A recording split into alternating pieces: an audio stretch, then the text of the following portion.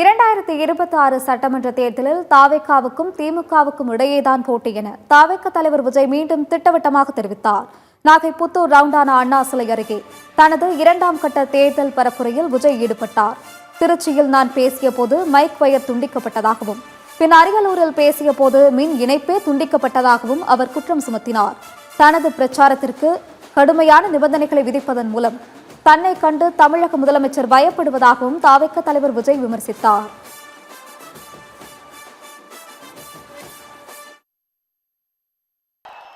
மறுபடியும் சொல்றேன், 2026ல ரெண்டு பேருக்கு நடுவுல தான் போட்டியே. ஒண்ணு இன்னொன்னு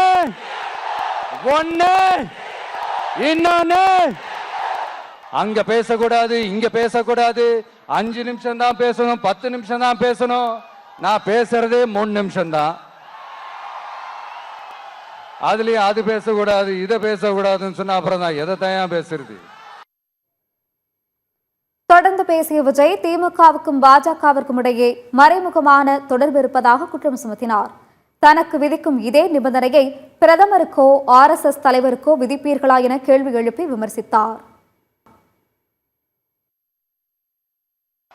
இல்ல, நான் தெரியாம தான் கேட்கிறேன். சிஎம் சார், இப்ப ஒரு RSS தலைவர் இங்க வராருன்னு வச்சுக்கோங்க, இல்ல நம்ம பிரதமர் மோடிஜி அவர்களோ இல்ல உள்துறை அமைச்சரோ இங்க வராருன்னு வச்சுக்கோங்க, இந்த மாதிரி கண்டிஷன்ஸ் எல்லாம் போடுவீங்க? இந்த மாதிரி பவர் கட் பண்ணுவீங்க?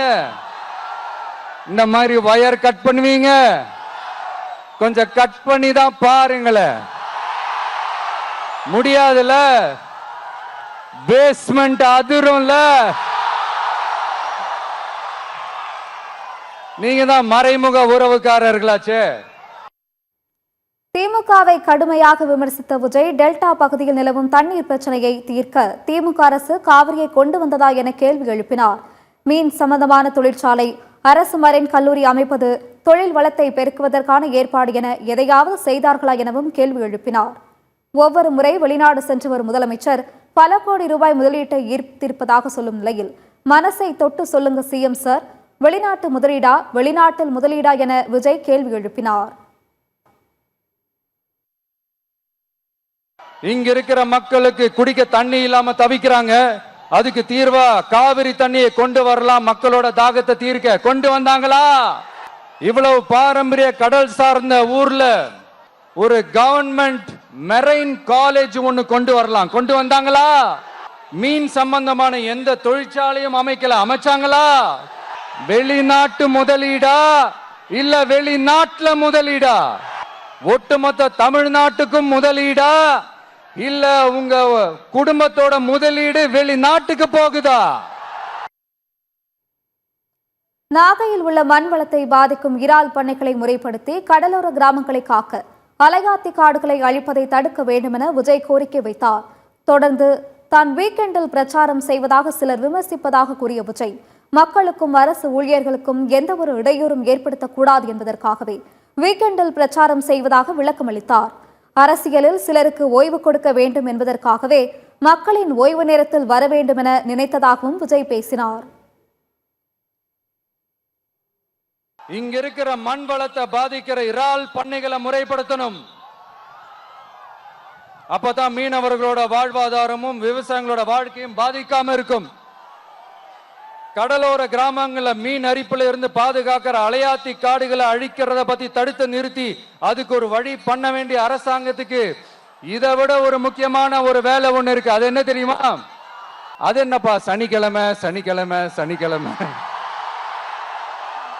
அப்படின்னு ஒண்ணு ஸ்டார்ட் ஆச்சு. அது ஒண்ணு இல்ல, உங்க எல்லாரையும் வந்து பார்க்கும்போது உங்களுக்கு எந்த விதமான டிஸ்டர்பன்ஸும் இருந்துடக்கூடாது. முக்கியமா உங்களுடைய வேலைகளுக்கு எந்த விதமான டிஸ்டர்பன்ஸும் இருந்துடக்கூடாது அப்படின்ற ஒரே காரணத்துக்காக தான் இப்படி வீக்கெண்டா பார்த்து இப்படி இந்த பிளானை ஷெட்யூல் பண்ணோம். லீவு நாட்கள்ல, ஓய்வு நாட்கள்ல வரணும்ன்றதான் அந்த எண்ணமே. அது மட்டும் இல்ல, அரசியல்ல சில பேருக்கு நம்ம ஓய்வும் கொடுக்கணும் இல்லையா? மீனவர்களின் உயிர் எந்த அளவுக்கு முக்கியமோ அந்த அளவுக்கு ஈழத் தமிழர்களின் கனவுகளும் உரிமையும் முக்கியம் என கூறி இலங்கை தமிழர்களுக்காக விஜய் குரல் கொடுத்தார். தாய்ப்பாசம் காட்டிய தலைவனை இழந்து தவிக்கும் நம் தொப்புள் கொடி உறவுகளான ஈழத்தமிழர்கள் உலகில் எங்கிருந்தாலும் அவர்களுக்காக குரல் கொடுப்பதும் நிற்பதும் நம் கடமை உரிமை எனவும் கூறினார்.